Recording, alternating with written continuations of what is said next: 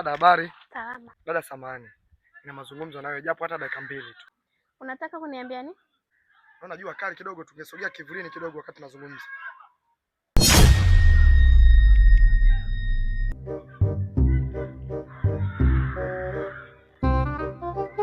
Dada, kiukweli mimi nimetokea kukupenda. Yaani ulivyo mtoto mzuri nimetokea kukupenda.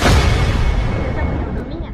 Pesa ipo. Tunaona jinsi mimi nilivyo mzuri. Mashaallah, pesa ipo. Mashaallah.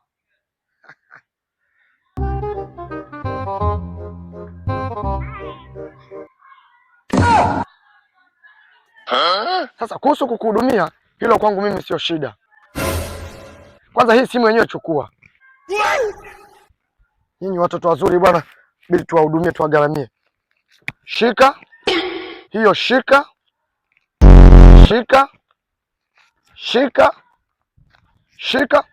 hiyo vocha. Dada, kuwa makini bwana. Huyu shehu tunamjua hapa mtaani. Huyu shehu bwana mtu wa kidogo kitu.